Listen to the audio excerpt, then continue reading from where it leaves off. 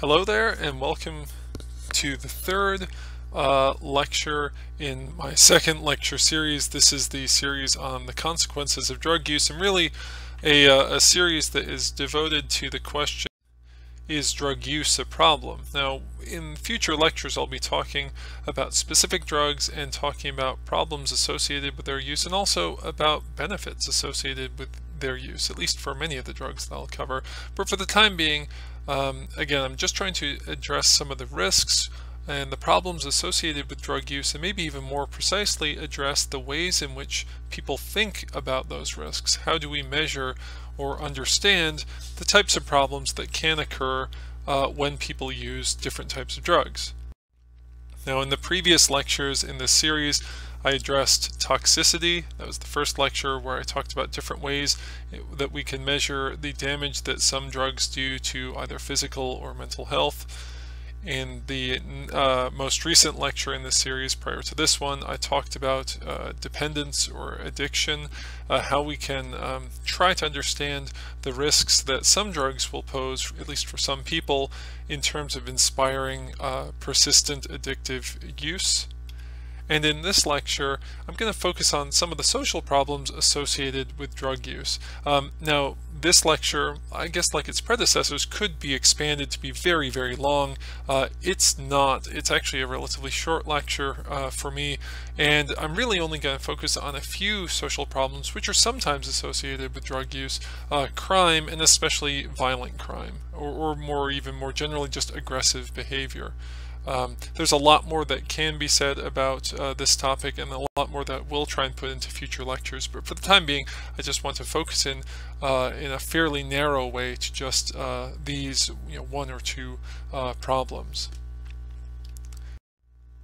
So again, just by way of a preview, today I'm going to be talking a little bit about some of the problems that are associated with drug use, particularly problems of violence and criminality. So, does drug use lead to violence? A simple question, but like so many of the simple questions at the beginning of these lectures, one that if you poke at it a little bit will lead hopefully to more substantive and more nuanced questions. Is drug use associated with violent crime? Similarly, a kind of a question which seems simple at first, but which can lead to deeper and deeper and probably more and more interesting questions. I should say that it's clearly the case that in popular media, especially movies, there are associations that are made between drug use and violence and violent crime. This image here, as I'm sure almost everyone watching the video is aware, is a famous scene from the movie Scarface, starring Al Pacino, of course, who plays a drug dealer, or sort of a man who rises from obscurity to become the head of a drug empire, and then is taken down in a very violent way at the very end. I'll link to a couple of video clips from this movie which I found on YouTube, which were probably uploaded illegally, so they may be pulled down by the time you get to them, but if you have a chance to watch them, they're very interesting. The movie itself I think is very good, although of course it's very violent, and there are also some other quite disturbing parts of the film. So if we think about popular media, of course there's the idea that drugs, at least some drugs, and violence go together, but of course this is a science class. We want to focus a little bit more on this question from a scientific perspective. And with that in mind, I would argue that there are two ways that we can measure problems of this sort. There are two ways that we can measure the association between drugs and problems such as violence and criminality. One One is by using non-experimental approaches. These are typically studies that are conducted in the field, which is to say out in the real world, where we look at the extent to which there is a correlation between the use of particular drugs and interactions with authorities that regulate violence and criminality. So to what extent do we see a correlation between the use of a particular drug and being arrested by the police or being incarcerated into the prison system for various crimes, especially violent crimes? Another approach we could take to measuring the relationship or the association between drugs and violence is by conducting experimental studies. These are typically studies which occur in a laboratory with people who are recruited from the community or from university settings, in which we can manipulate the presence or absence of at least some drugs, and we can measure whether or not people who receive drugs or are using drugs are behaving more violently or in more criminal-like ways than those who are not. Now, these two broad approaches, experimental, non-experimental, can be applied to almost any field of study, certainly almost any field of study within psychology, and it's not that one is particularly good and the other is particularly bad. As I think I've mentioned in previous lectures, in an ideal world, these two broad approaches to research can be mutually informing of one another. But for today's lecture, I just want to focus briefly on these two approaches and hopefully give you a sense of what we can learn when we pursue research in these areas. Okay, so if we begin with non-experimental research on the relationship between drug use and criminal behavior, especially violent criminal behavior, one of the most notable efforts has been the Arrestee Drug Abuse Monitoring Network, or ADAM, which was run for a time out of the U.S. Department of Justice and consisted of a network of participating law enforcement areas in different metropolitan cities, which would cooperate by gathering data from drug urinalysis or from interviews on the types of drugs that people had in their system or reported using when they were arrested for various crimes. It's not the ideal way probably to measure or to look at the correlation between drug use and criminality, especially violent criminality, but it's at least a decent effort at getting a sense of how much we tend to find drugs among people who are being arrested for various reasons. And there's a lot of data that is published out of ADAM. I'm going to link to the National Institutes of Justice coverage of the ADAM data on the Blackboard website, so you can take a look for yourself. But depending on where you're reading, you see that upwards of 60 or 80% of people who are arrested for various crimes test positive for at least one drug.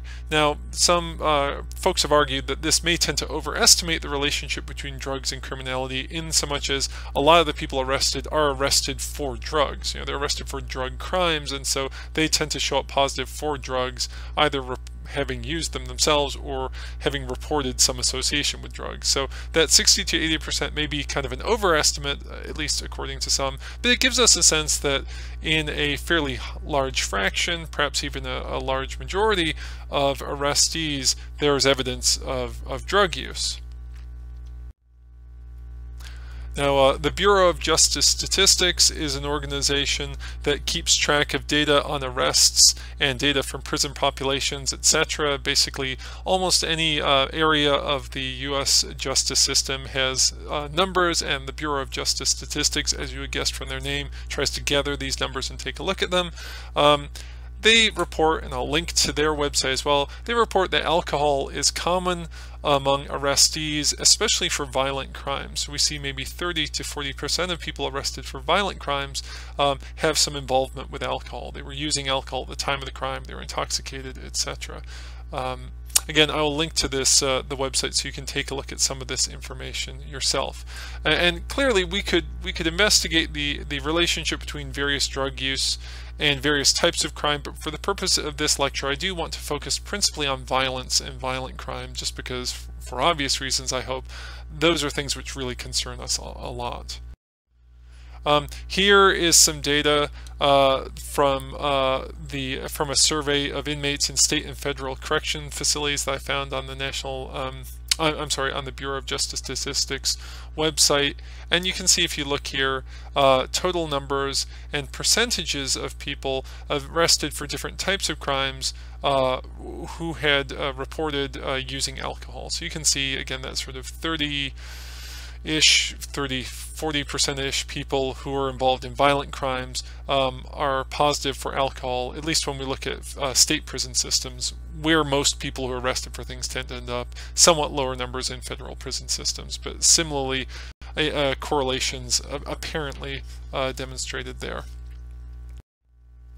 So the important idea here is that drugs are clearly associated with crime, especially violent crime.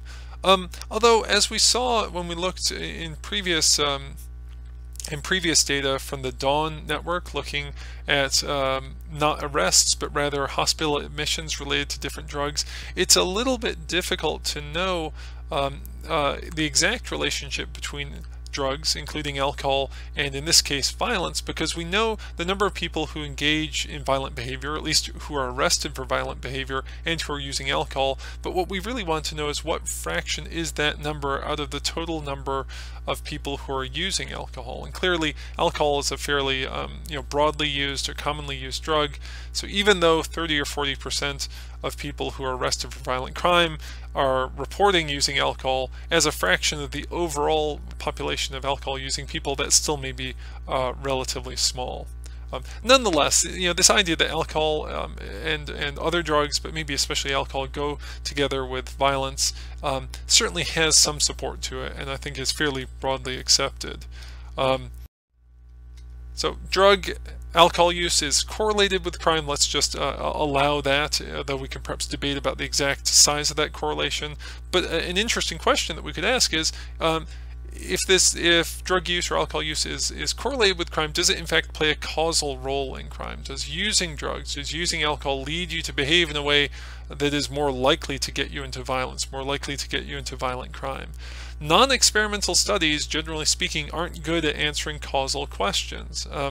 Most non-experimental work simply looks at correlations between variables, and correlations, of course, are very interesting and can tell us a lot, and without any correlation there's no possibility of two variables being causally related to one another. But if we want to kind of drill down on that question, two variables are correlated, but is one the cause and is one the effect? That's where we typically need to go over to the world of experimental research and do some experimental studies. So measuring violence in the laboratory. Experimental studies allow us to test causal relationships, and if you've taken a good introductory psychology class or a good biology class, or indeed a good any science class, you're probably familiar with some of the language of experimental research. In experimental research, we typically identify at least two variables. One is called the independent variable, or sometimes the predictor variable. The other is called the dependent variable, or sometimes the outcome variable. And the independent variable is the presumed cause, the dependent variable is the presumed effect. And the way experimental studies typically work is a researcher will in some way manipulate the independent variable and look to see if a predicted change occurs within the dependent variable. So a researcher might bring a group of people into his or her laboratory and might assign some people to take a particular drug or to consume alcohol at a particular dose, and assign another group of people to not take the drug or not take the alcohol, thus creating a situation in which there's a manipulated difference between using a drug or not using a drug, and then might look to see if those two groups behave differently from one another on some measure of violence, on some measure of some other dependent or outcome variable. Now, if those two groups differ, then it's reasonable to assume, allowing for certain potential complications, but it's reasonable to assume that it's that change in the independent variable which in some way led to that change or difference in the outcome variable. That's the basic idea of experimental research, or at least most experimental research. And again, if you've taken a good introductory any science class, you should be a little bit familiar with that. I'll try and provide some more information online if you're not, or if you're less comfortable with how that works.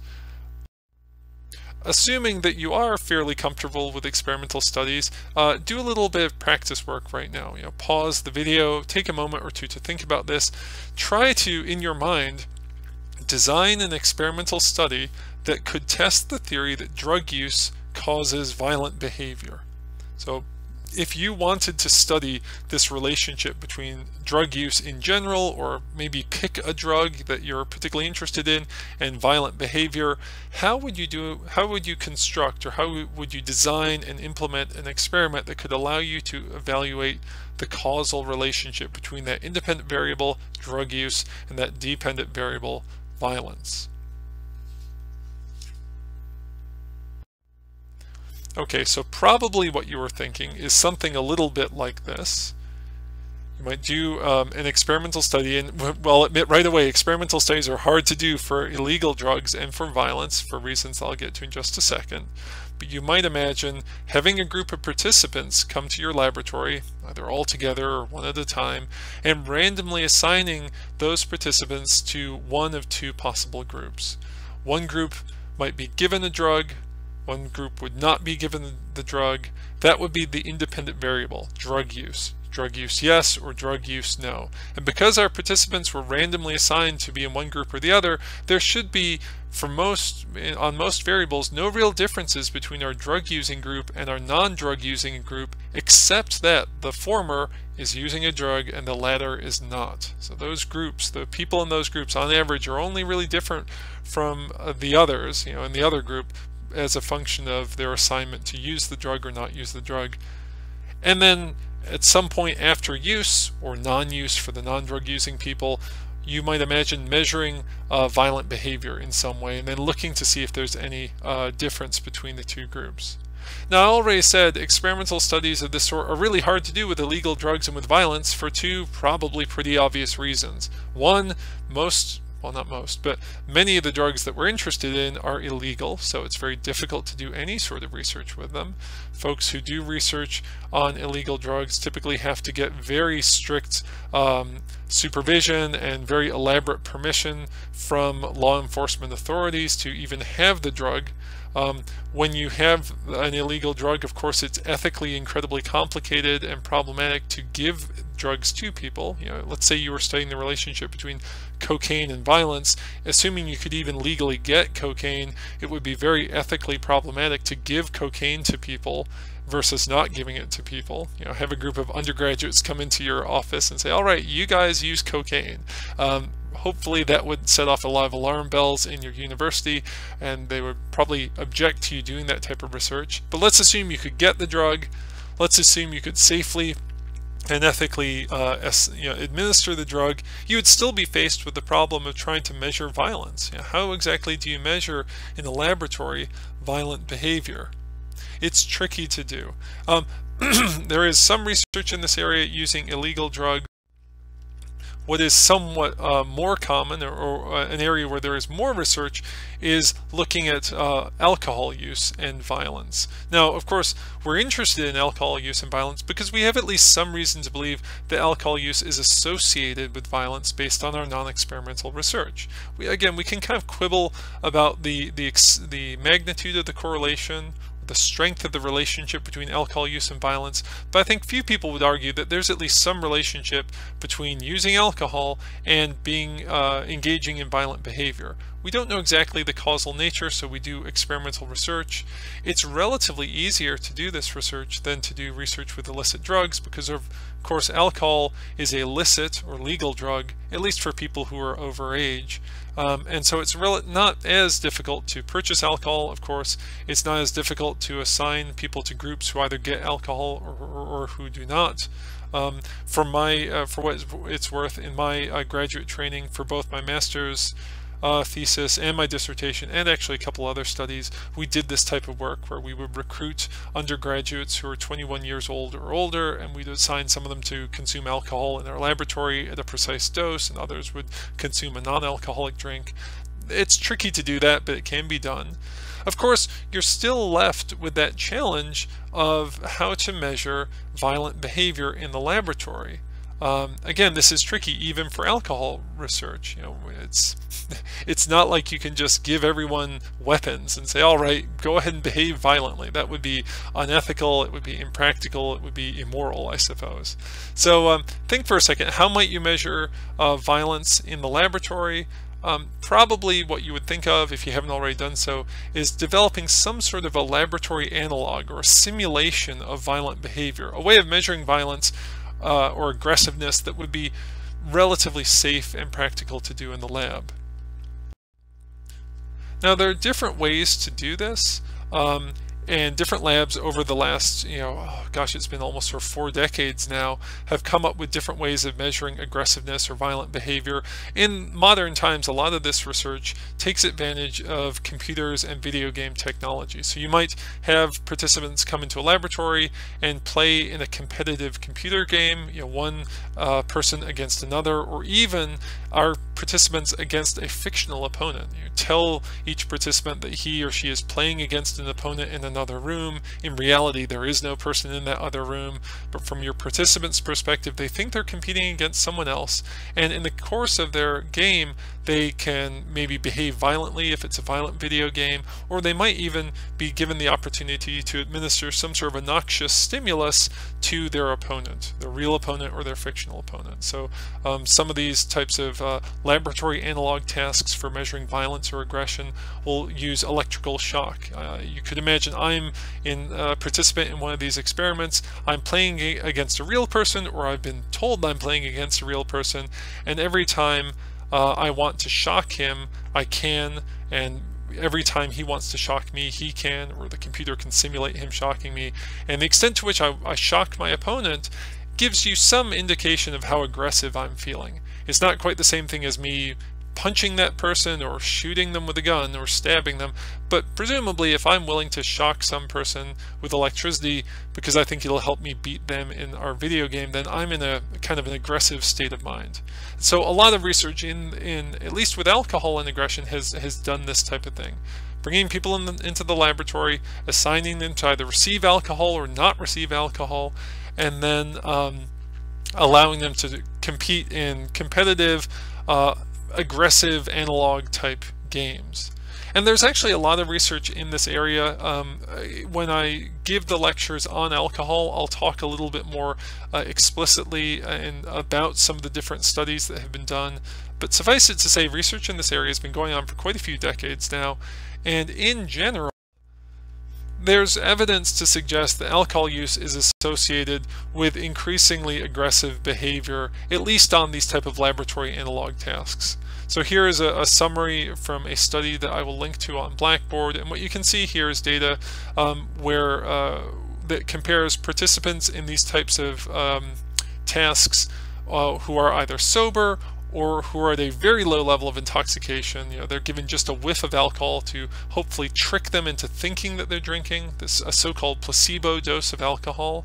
If I was if I wanted to trick people into thinking they were drinking alcohol but not really give them enough to have an active drug effect on them, I might dose a very small amount of alcohol on the top of a beverage and say, here is an alcoholic drink, please consume it. Then there are people who are at lower doses, moderate doses, and higher doses of alcohol, up to about sort of 0.75 grams per kilogram is, for our purposes, just below legal limit. 1.0 is just above legal limit.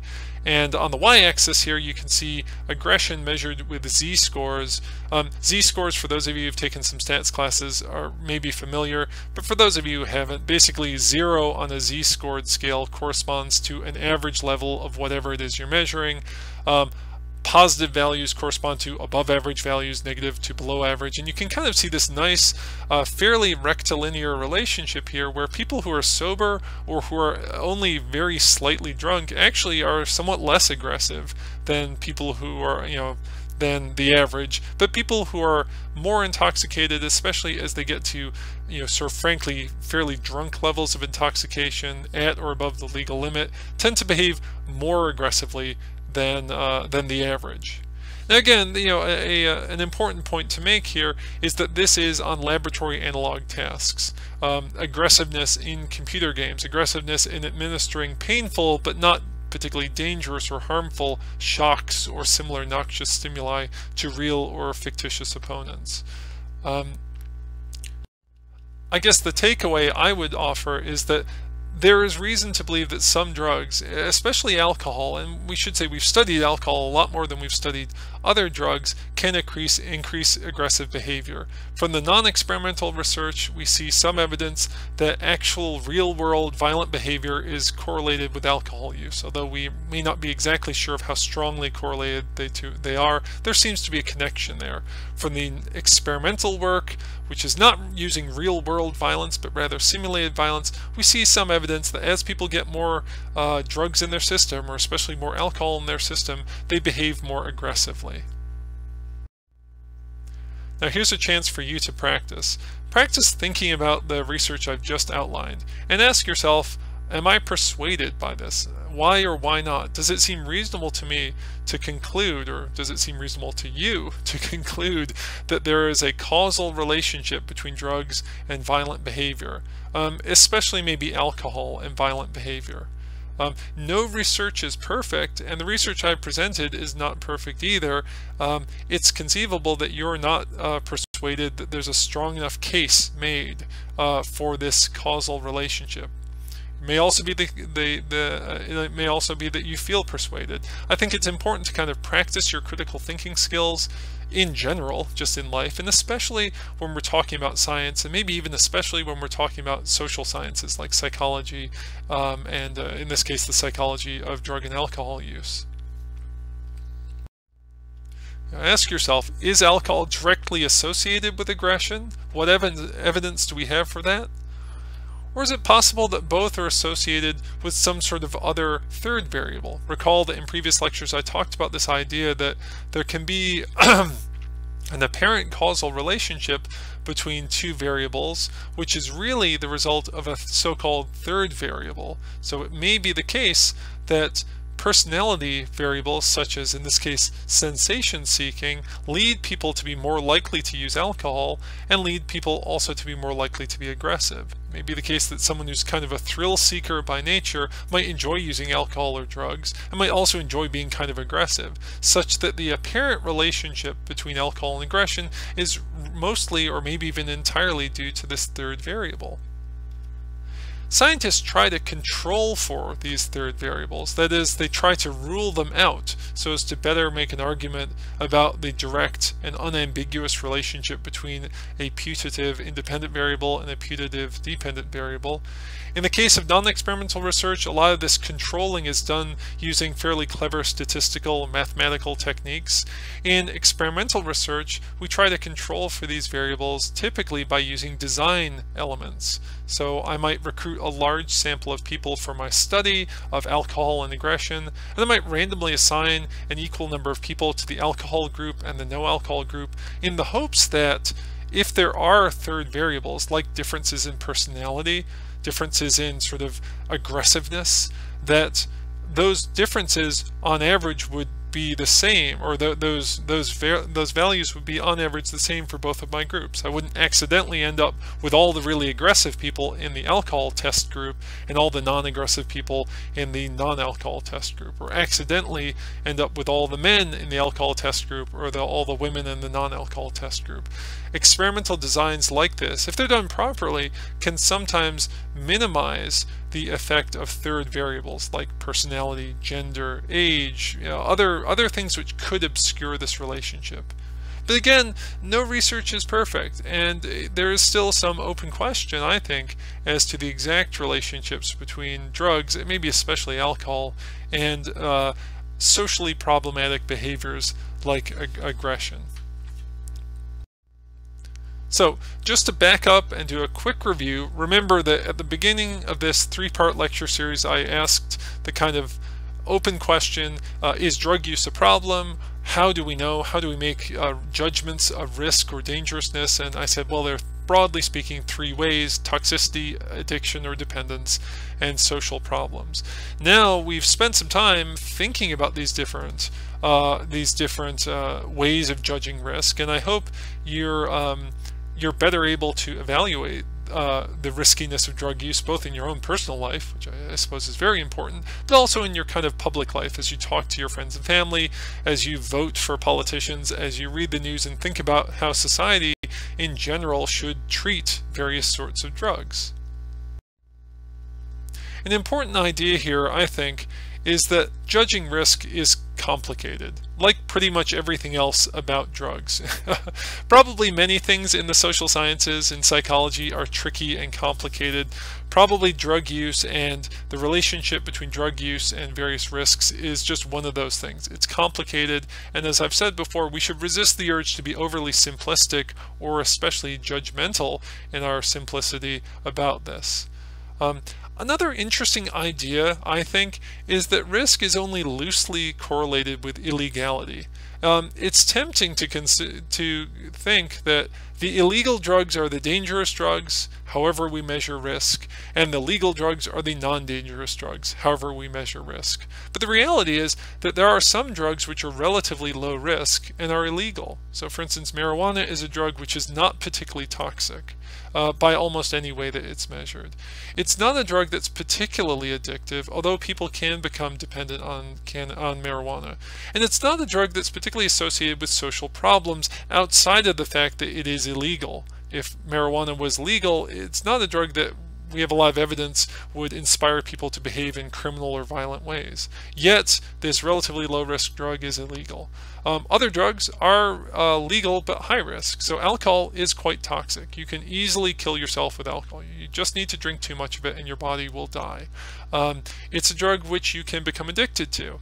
There's certainly ample evidence that people can become physically and psychologically dependent on alcohol, and it's a drug which I think there's fairly good evidence is associated with some important social consequences which are negative, like increased aggressiveness, and yet this is a legal drug. And you know, it's just one of those interesting cases. I think the benefit of taking a class like this, or at least the benefit of thinking about the material I'm presenting in this class, is that hopefully it makes you a little bit more careful about your judgments as to what constitutes riskiness and what constitutes non-riskiness, and maybe better informed if you're faced with decisions that impact how you use drugs and how you guide in your voting and your public behavior society's use of drugs.